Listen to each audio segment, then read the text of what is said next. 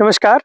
अभी हम देख रहे हैं कि फसलों में इंसेक्टिसाइड, फंजीसाइड का असर ही नहीं हो रहा है, कीड़े बीमारियां कंट्रोल नहीं हो रही हैं, फर्टिलाइज़र जितना फेंकना फेंक लिया फिर भी फसल रिस्पॉन्स नहीं कर रही है, जबकि फर्टिलाइज़र डालने से तुरंत रिजल्ट हमें मिलना चाहिए। देखिए, इसके पीछे जो सबसे बड़ी प्रॉब्लम है, एक्चुअली मेरे को इस विषय पे मैं जनरली ऐसे विषय पे गर्मी में बात करता हूँ, अब सीज़न में जो प्रॉब्लम होती है उसी पे बात करता रहता हूँ।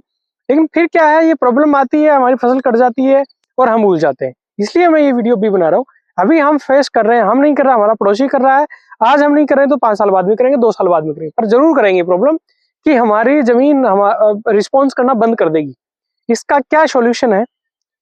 पुराने लोगों के पास बैठोगे तो वहां से भी ये रिजल्ट आएगा कि आप जमीन में कार्बनिक पदार्थ बढ़ाओ। प्रॉब्लम ये हुई है कि ऑर्गेनिक मैटर जमीन में है नहीं और सूक्ष्म जीव, माइक्रोबियल बायोडाइवर्सिटी, जैव विविधता उनकी कमजोर हो गई है। हमारे जो मित्र लाभदायक जीव हैं उनकी पॉपुलेशन कम है, उनकी विविधता भी कम है और वो इसलिए है कि जमीन में कार्बनिक पदार्थ नहीं है, खाद नहीं है, उनके खाने पीने के लिए मैटर नहीं है। तो इसको ठीक करने के लिए, ज्यादातर जमीन की प्रॉब्लम ठीक करने के लिए बहुत तगड़ी तगड़ी साइंस की जरूरत नहीं है। सिंपल शब्दों में यह है कि यदि आपकी जमीन में कार्बनिक पदार्थ है, खाद है, तो ज्यादातर प्रॉब्लम आपकी सोल है। उसमें सूक्ष्म पोषक तत्व भी अवेलेबल रहेंगे, उसमें चिलेशन की प्रॉपर्टी भी रहेगी। आप यूरिया दोगे उसका असर भी दिखेगा। उसमें ऐसा भी नहीं होगा कि ऐसी कोई कीड़े बीमारियां पैदा हो गई आपसे वो कंट्रोल ही नहीं होंगे।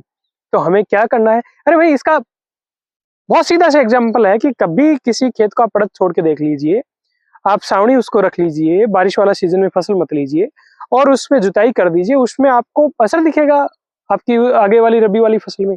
और जो लोग करते हैं उनसे आप पूछ लीजिए, 2-5 साल में वो खेत को रेस्ट टाइप में देते हैं। इस चीज को और इसका स्वाद लेने के लिए हम क्या कर सकते हैं?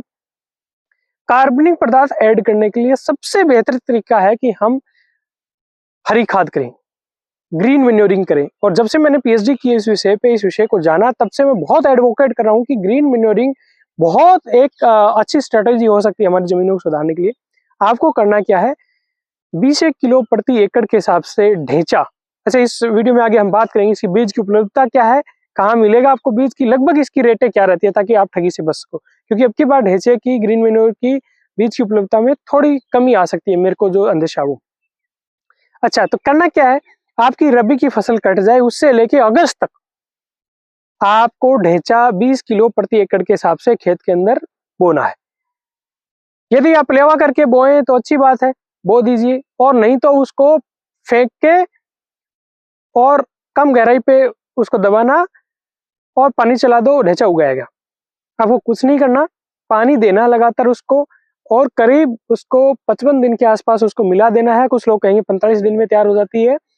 इसका सिद्धांत ये है कि आपके जो ढेंचा की फसल है वो अपनी वानस्पतिक वृद्धि पूरी कर ले और रिप्रोडक्टिव स्टेज में जाना स्टार्ट कर दे, यानी पुष्पन उसमें स्टार्ट हो जाए, फूल आना स्टार्ट हो जाए, तब उसको, जब उसके तने में ज्यादा से ज्यादा नमी हो, उस अवस्था में उसको इनकॉर्पोरेट कर देना चाहिए, मिला देना चाहिए।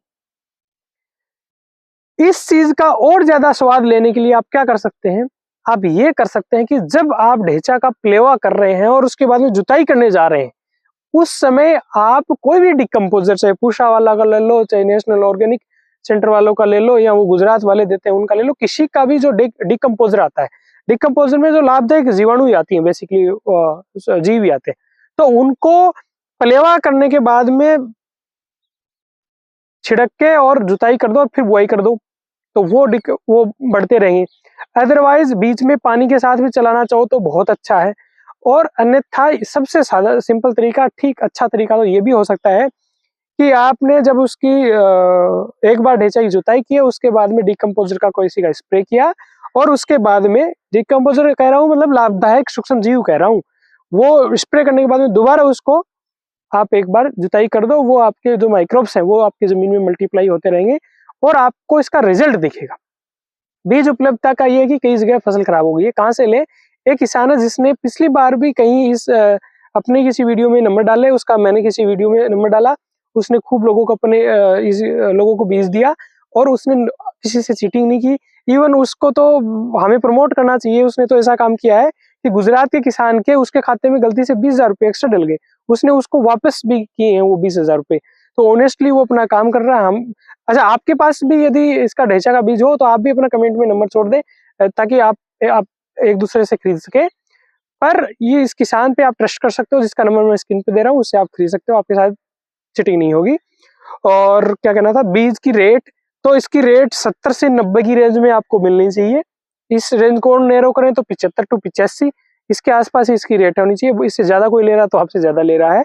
और प्लीज आप इस चीज को एज ए कैजुअल नहीं ले, कोशिश करें, यदि आपके पानी की सुविधा है तो आप गर्मियों में हरी खाद करें, आपको निश्चित फायदा मिलेगा।